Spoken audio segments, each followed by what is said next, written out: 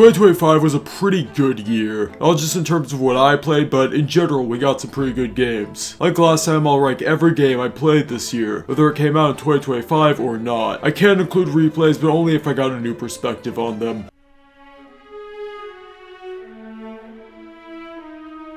It wasn't a shock that this is my least favorite Halo, but it was kind of a shock that I found Halo 5 to be flat out bad. On paper, I thought I'd like it. It has enhanced mobility and I love running around like a hyper-aggressive dumbass. But that's not what Halo 5 is. Halo 5 is a generic sci-fi FPS that would be mediocre to bad on its own, along with having nothing that made the previous game special. It's a bad game and a bad Halo game. All the weapons feel the same and the enemies aren't dynamic or intelligent. They just stand still and snipe you from a distance, which is insulting compared to the dynamic and smart AIs of the past. They just aren't fun to fight. All you do is peek behind cover while aiming down sights. Hunters and Knights are the worst of them. They both have high damage explosive weapons and can come in groups. Hunters never show their weak point and basically require explosives, which is again unfun even compared to Halo 4 Hunters. And the Warren Eternal is a bullet sponge that they spam throughout the game with no variation.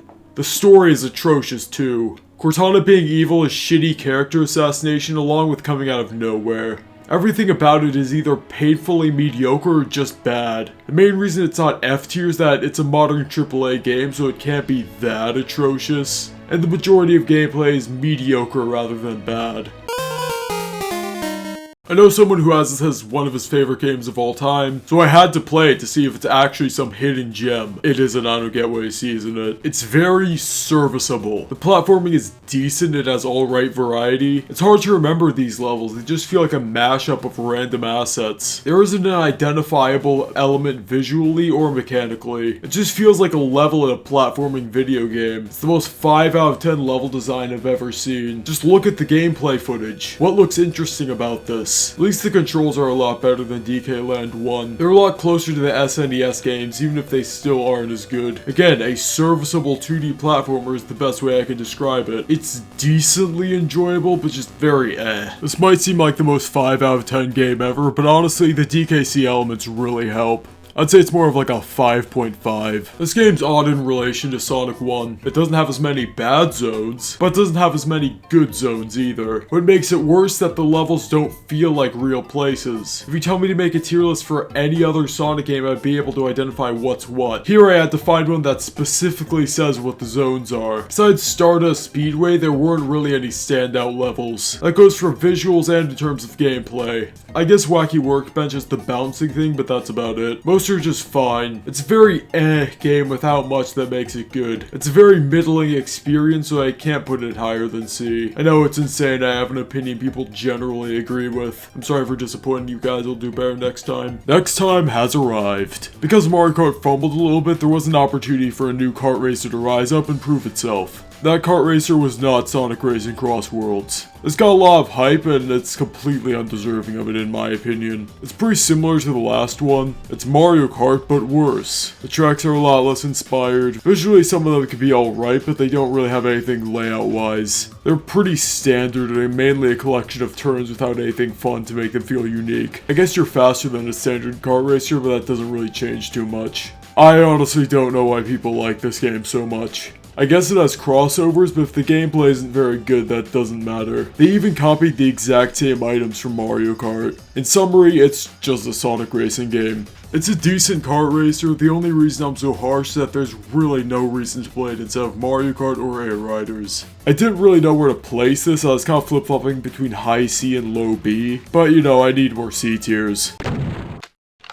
Sticker Star is good. It is a game you need to look at as its own thing though. If you compare it to the classic RPG style, you'll become one of those balding 30-year-olds you always see. If you compare it to the modern Mario RPGs, it'll seem bare bones, since they basically did what Sticker Star did, but better. But again, as its own thing, it's good. I'll actually elaborate on the classic Paper Mario fan thing. If you go into it expecting an RPG, you're gonna be disappointed. This is more of an exploration game than an RPG like the previous games. And if you look at it from that perspective, perspective, the sticker system and a lot of the game's decisions make a lot more sense. It actually becomes fun from that angle. The combat system works well for bosses. Using the stickers you collect in battle rewards exploration, and that's good since exploration is the fun part of the game. But the turn-based battle system doesn't really fit for basic enemies. You could just flee from those enemies since all you get are coins. That turns enemies into an annoyance. And it has some parts where you need a specific sticker but it doesn't tell you. These don't ruin the game. The biggest point against it is the blandness. Visually it's very standard. Another area where color splash and origami can drastically improved. Plus Sticker Star has some notoriously annoying segments.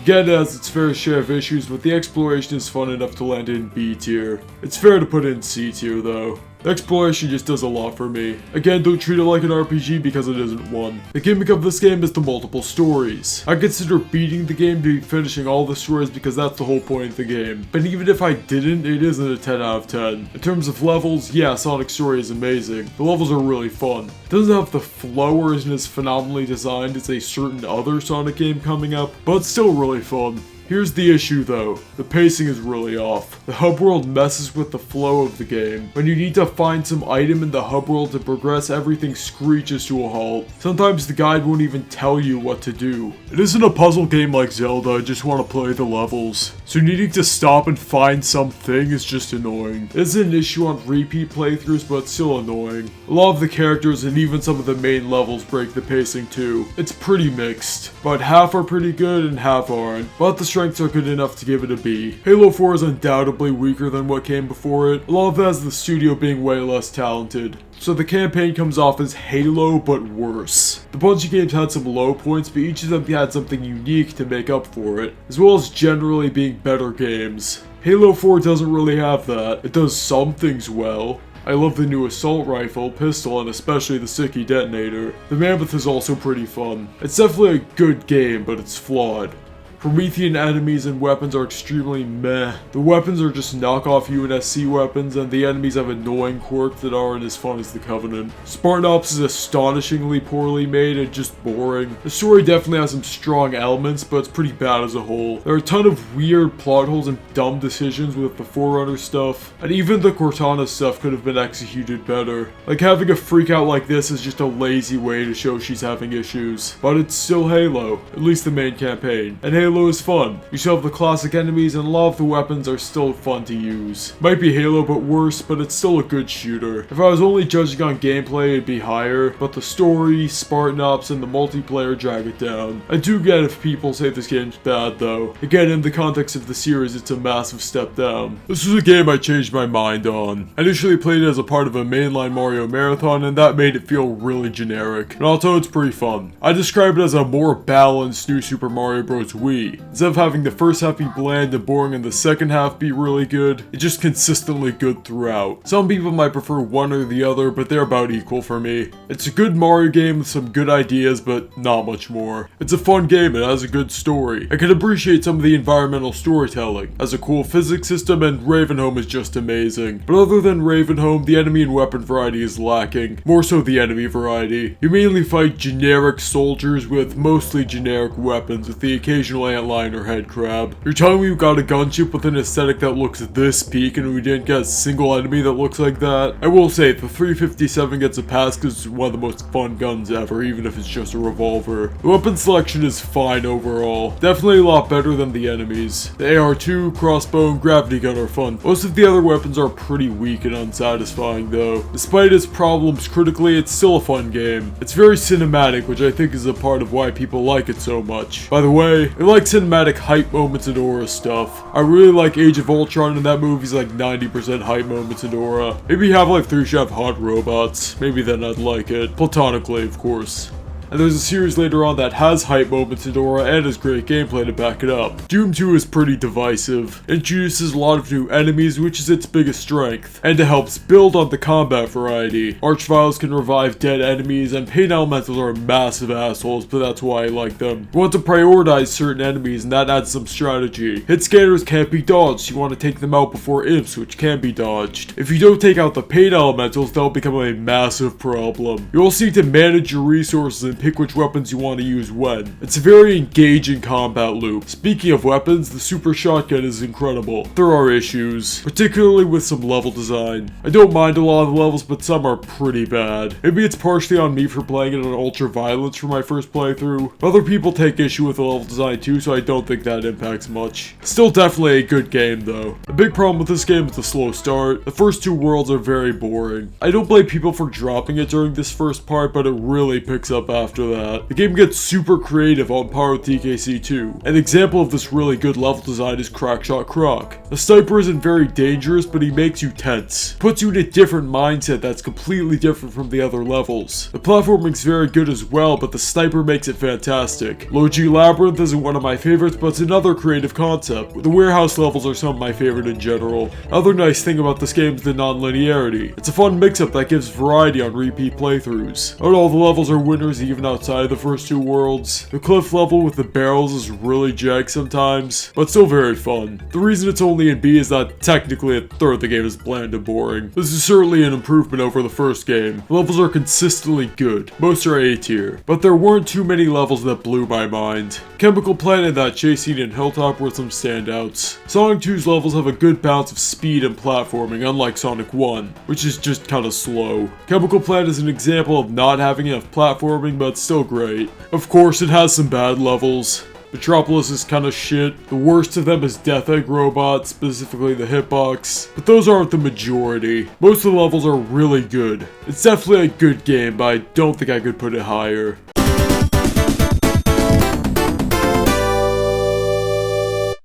God, this game is frustrating. It's so close to being the best Mario Kart. The new tracks are full of incredible shortcuts and the parkour mechanics add tons of depth. Knockout Tour is such a fun concept, but there's so many horrific issues. The intermissions are awful, they take up the majority of online play and just fucking suck. They could have worked if the intermission tracks were designed better, but in practice they just make everything blend together. With every other Mario Kart, I knew how I felt about every track before finishing the Grand Prix, but not here. It all felt like mush. Again, it has the potential to be the best one. There are like 15 S tiers. It's like they took a look at tracks with really fun and tricky shortcuts like Tick-Tock Clock, Yoshi's Island, and Ribbon Road, and applied those to most tracks in the game. Those shortcuts were so incredible that they virtually guaranteed an S tier in 8 Deluxe. But again, it's weighed down by its problems. And if you think I'm being harsh, keep in mind this game is $80. If I don't get a masterpiece, I'm disappointed. If Nintendo wanted my expectations to be lower, they shouldn't have priced it that high. It's a fun game and I love a lot of it, so it barely sneaks into A tier. Halo Infinite makes me sad. Not because it's bad, I actually really like it, but it could have been so much more. They made maybe the best combat in a Halo game. They evolved the formula rather than replacing or downgrading it. Equipment changes how you think and play. You might think the grapple hook doesn't fit with Halo, but no. It fits with being tactically aggressive. You need to be smart about how you use the equipment. You can't just rush. Explosive barrels also fit and are really satisfying to chuck around. There are tons of unique and interesting weapons that for the most part have a unique role, even if there are probably too many precision weapons. The enemies are back to being really fun to fight. They're smart and dynamic just like they used to be. Most of them have new mechanics like Jackals being able to switch up how they hold their shield. The story is really good too. Not a lot happens in terms of advancing the universe, but I like it for what it is. It shows Chief's guilt after losing Cortana. It ties up the mess that was the Reclaimer saga pretty well. The other part of the campaign is the open world.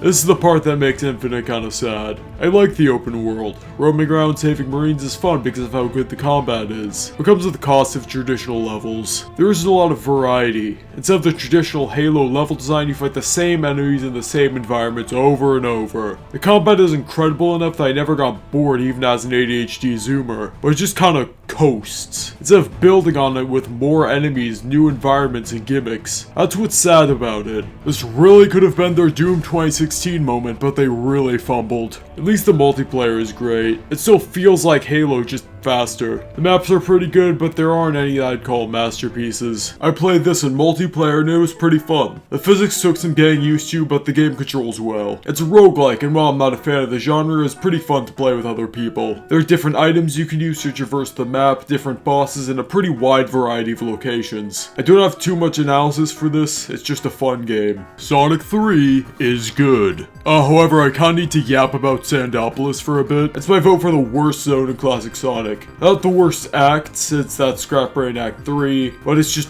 really long and boring. It's not even that hard of a zone, it's just boring and tedious. The rest of the game is great. The level themes are very creative. Act 2 is distinct from Act 1. Angel Island gets lit on fire, Lava Leaf cools off. It has the occasional mid-zone, but the quality here is still really high. In case you're wondering, I'd put Sonic 3 alone in lower A and Sonic 3 Knuckles in B. Half-Life 1 is better than the sequel by a good amount. There are tons of different types of aliens. There are the Hound Eyes, Bull Squids, Alien Grunts, etc. The standard soldiers are much more interesting too. The AI is insanely good even today. It feels like you're fighting an actual coordinated military. If you're camping too much, they'll chuck a grenade. They'll ambush you and even run away from disadvantageous situations to reposition. Compare that to most games where they just run single file at you and it's a breath of fresh air. Makes the experience a lot more unique. You also have more interesting weapons like the Tau Cannon. Even if some weapons are better than others, the variety still helps. Even the non-creative weapons are really satisfying to use, like the shotgun feels really quick and snappy with a high magazine size. I know it's not a magazine, shut up. There are some missions that suck. I don't hate Honor Rail as much as most people, but I'm not gonna act like it's a highlight. There are a handful of bad levels in general. There are tons of little details in the world that makes it feel more real. The interactivity helps as well. I normally hate that it was revolutionary argument, but if you're gonna make it,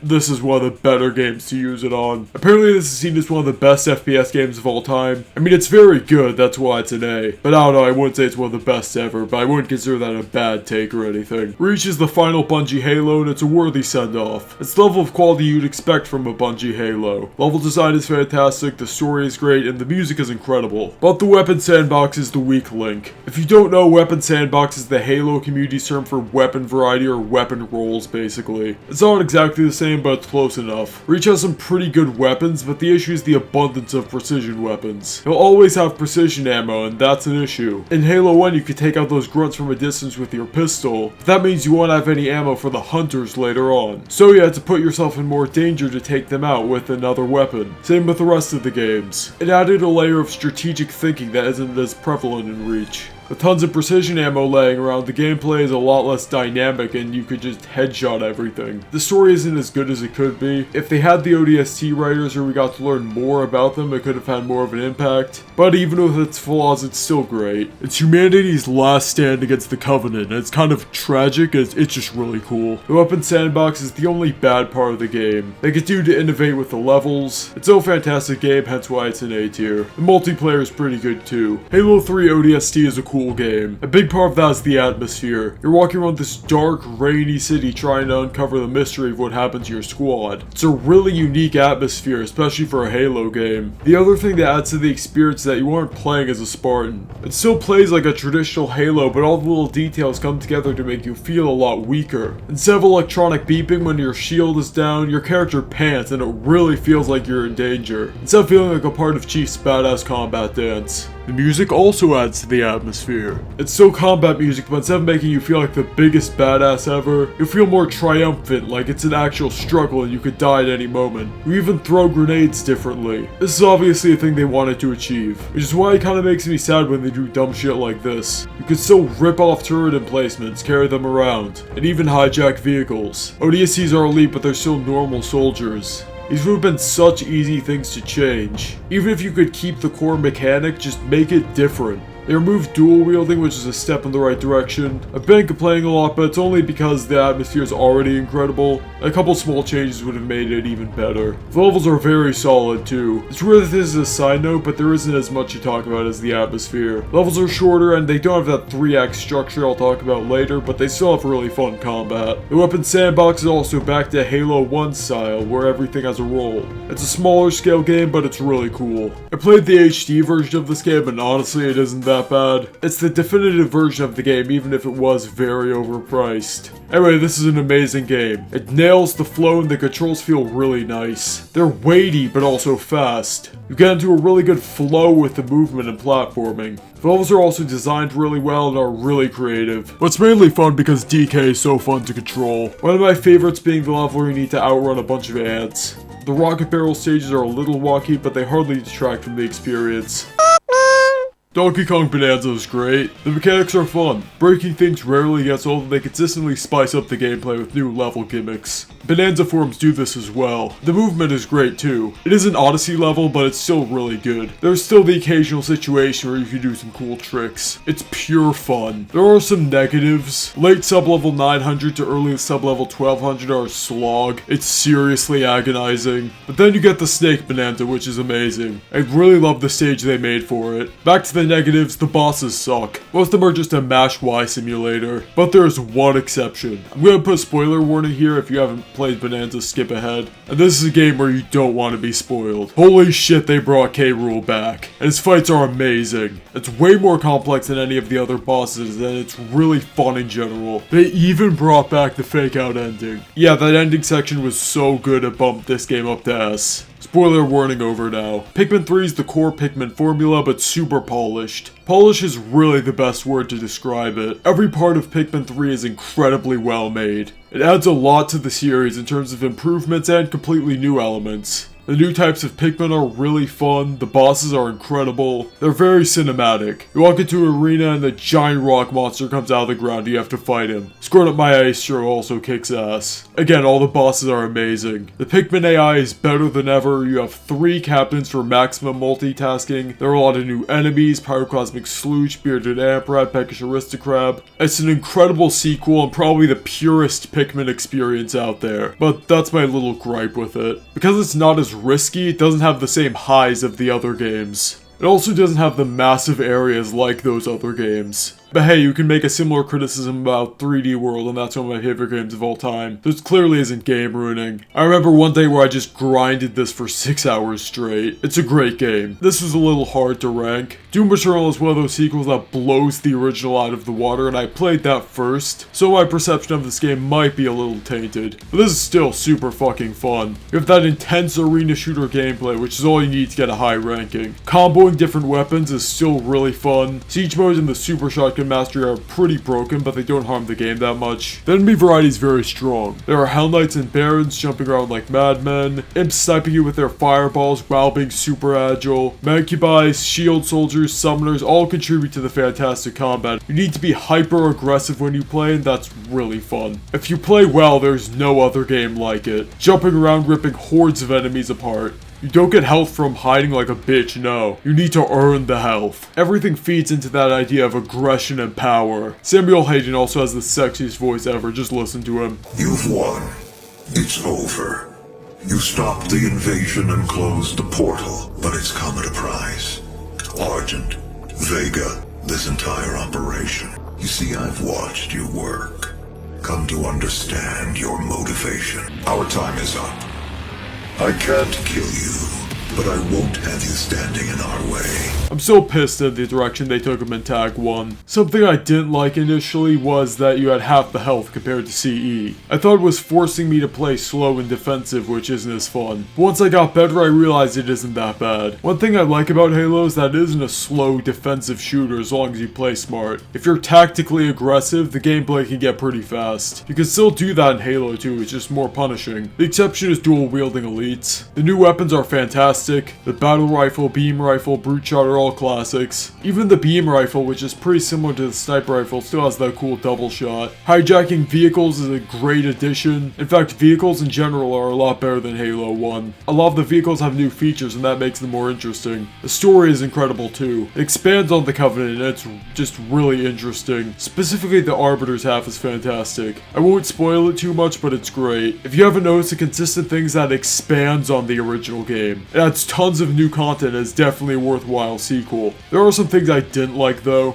The big thing is the level design. It's generally a lot weaker than CE. There's a lot more waiting around, and Sacred Icon and Quarantine Zones suck ass. They're very repetitive and slow. More so Sacred Icon. Those are the two outliers, but most Halo 2 levels hover around B tier, while most CE levels hover around A tier. The voice acting is really good as well, and of course the multiplayer is really fun. I suck at it, but it's fun. I really like Pikmin 2. Exploration and combat are amazing. I have to say my favorite element is how much of an asshole the game can be. I get if people aren't a fan, but I love this aspect. Just having to deal with bombs and enemies from the sky and quickly thinking about how to manage it is really fun. And what makes it good compared to something like Lost Levels is that it's completely fair. You're given plenty of time to react to bombs and boulders. And the key thing that makes it so fun is the intensity. The creating Dirigibugs, reviving bull bears, and volatile dweevils are great and add a lot of variety while not being bullshit. I don't mind Gatling Groinks either, even if they probably have too much stuff backed into them. Bubbling such bugs can burn in hell though.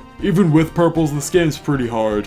There is a technique where you can restart whatever sublevel you're on, but I wouldn't recommend doing it. The only time is if you lose like half your squad to one attack. Spamming it makes the game less fun. I also like the caves. I like the exploration and again how brutal the game can be. Plus more Pikmin content. I do prefer time limits, but I still love this approach. This is the black sheep of the series, not because it's controversial, but because it's different from the rest of the games. Instead of focusing on multitasking, it delivers that Pikmin intensity through dickish level design. I don't know why, but how much fun I'm having with Pikmin 2 fluctuates at random. It's absolutely not the game's fault, it's just something that happens. I think I was experiencing Pikmin burnout. It's a modern Doom game, I think everyone expected this. Instead of making Doom Eternal 2, they went for something completely different. Which is the right call since they already pushed Eternal's formula to its absolute limit. In Eternal you are a chimpanzee on crack, but in Dark Ages you're more like a wrecking ball. Both are in the spirit of Doom, just in different forms. And you still have that aggressive gameplay Doom is known for. You even make earthquakes when you land, and those earthquakes are so powerful they can kill smaller demons. By the way, I'm very proud of the Doom community for not making any fart jokes about that mechanic. I thought some unfunny comedy reviewer would have done it by now, but I haven't seen it. Weapon power's been brought up universally, and a part of that is the beefy sound design. But the demons are much more dangerous to make up for your increased power. The arenas are massive, which helps give it a different vibe from the other Doom games. The main gimmick is the shield, which can be used in a variety of ways. You can parry, you can shield bash, and you can throw it. On my first playthrough I primarily parried, which I found fun, but it really opens up when you get into the faltering system. Throwing your shield and pulling it back causes a stun. And repeatedly throwing it and pulling it back is a more active way of playing, and it allows you to block incoming attacks more often. It turns from a parry game to a game where parries are one of your many tools. It has the fantastic depth that a Doom combat loop should have, and the improved weapon upgrades add to that. You won't get the majority of them unless you 100% it, which sucks. I would have liked if we got a bit more without going for 100%. Luckily 100% is pretty fun minus the dragon levels. Just check the map often and you'll get it without too many issues. The mech levels and dragon levels are fine. They're a nice spectacle, but I can see myself getting annoyed by them on repeat playthroughs. Overall, it's a very good game. Some people were disappointed that it didn't live up to Doom Eternal, but I'm gonna be honest, those are just unrealistic expectations. Wow, it's not as good as Doom Eternal. Yeah, so is every other video game ever made. There are like one, maybe two games that compete with Doom Eternal. Everything else just gets demolished. Which is why I went into it comparing it more to Doom 2016 than Doom Eternal. And comparing it to Doom Eternal, I was very satisfied with it. It was really fun. By the way, the performance is really good. It's really tragic that the one guy on the planet to have performance issues was a big streamer. It's Halo 1. The story's pretty good, but the gameplay is what makes it phenomenal. It's the purest form of what makes Halo fun. Of a very focused weapon sandbox where every weapon has its distinct role. It introduced us to Halo's vehicle combat. When I hear vehicle sections, my brain automatically assumes it's going to be a gimmick, but the Halo vehicles are actually really fun. Warthogs have slippery controls, but they're weighty and satisfying. I love getting into a weird position to insta-kill an enemy. Speaking of enemies, you have a strong roster. Jackals have shields and you need to work around them in a variety of ways. You could go for a handshot and do a headshot if your aim's good, or wipe them out with a grenade. Elites are mobile and command squads of grunts, and hitting that 1-2 punch with a plasma pistol into a magnum headshot is really satisfying. Grunts are weak but can overwhelm you in numbers and chuck grenades. Hunters can wreck you but have a weak point. Spoilers, the Flood overwhelm you and create really cool multi-faction fights. One thing I love about Halo's level design is what I call the 3-act structure. Basically every level is split into around 3 acts. Each act has something unique about it. You can have a narrow area in one section followed by an open area, then a vehicle section. Contributes to the fantastic pacing and variety of Halo's levels. I'm someone who values variety and complexity a lot, so I really like this. It's kind of insane how much depth Halo 1 has. The main flaw is that the library sucks. The second half reuses the same maps too. The second half has some great missions, but it's definitely weaker than the first. A lot of what I've said here isn't original, but you wouldn't know that if you've only seen Halo game rankings. For some reason, they exclusively talk about how revolutionary it was. They make it seem like it's aged and that it needs to be propped up by a history lesson when it really doesn't. And this does affect the ranking, but the multiplayer is really goofy. I like it, it's fun. Another weird thing with Halo is that it gets better the more I play it. Or specifically Halo 1. On my first playthrough I had this in like high A, but on my third I think it might be a 10 out of 10. This is the best Halo, at least for me. CE might have my favorite campaign, but as a package this is just the best one. The story is a step down from 1 and 2, but still pretty decent, and a climactic finale. Even if it's probably the worst of the Bungie games. But holy shit, the level design. With the exception of Cortana, every level is incredible. To give you an idea, Halo CE's levels hovered around A tier, Halo 2's hovered around B tier, but Halo 3's hover around S tier. The sandbox is fantastic. There are tons of ways you can approach encounters, like the Flood. I could have used the gravity hammer to take out groups, energy swords and it's more energy efficient, or the battle rifle or carbine to hit their weak point. It's extremely dynamic while maintaining that each weapon has its own role. The vehicle sections are back and as fun as ever. And holy shit, the Scarabs. Unlike Halo 2, they have their own AI and they're extremely fun to fight. You destroy their legs and board them to blow them up. Then you fight 2 of them with a helicopter. The hype moments and aura of this game are out of this world. But it has the gameplay to back it up. Everything you'd want gameplay-wise has been perfected. Oh yeah, and it has the best multiplayer. I suck at it, but it's great. I wish this kind of casual shooter would come back. By the way, when I say it's a casual shooter, I'm not saying there isn't depth or anything. More so, it was designed to be fun first instead of competitive first. And you don't really see that as much anymore. I guess you have Call of Duty, but... Wait, Call of Duty supports AI engineers? Hold on, I'm hopping on right now. This was so close to being my game of the year. Well, to be honest, this, Halo 1, and Halo 3 were all kinda tied. Anyway, the platforming and movement in this game is untouchable. It has some of the best gameplay in any game. It's simple, you have a dash and a jump, but they use it in tons of interesting ways, with new elements every chapter that usually add a lot. We all know how phenomenal the platforming is, but I want to draw attention to one of the more interesting aspects of this game, how it handles deaths. In basically every game I can think of, deaths are punished. Even notoriously difficult titles like Elden Ring. But Celeste doesn't punish you for dying. If you die, you lose like 3 seconds of progress. And that basically means this game can't be frustrating. If you die trying to figure out the mechanics, it doesn't feel bullshit since it's not punished. There is the occasional log room where deaths are punished more, but that isn't the case for the majority of the game. It's a very unique way of handling things that helps with the incredible pacing. Obviously this is an incredible game, but there are a couple brief sections that are kinda bad. The final boss of chapter 3 is annoying, same with these Seekers. They just pester you randomly. And I thought we left Wind back in Lost Levels. But the rest of the game is so phenomenal that it easily makes up for those weaker parts. There's also a story. It's good, but it didn't really speak to me. I've never really cared about deep meaning or anything. I'm an American, I just like to jump and kill things. It's only like $20 and it's under 8 hours, so give it a try. Before we get to the game of the year, I wanted to go over some honorable mentions. This will primarily be games I replayed in 2025, but I didn't change my opinion on. First, Doom Eternal.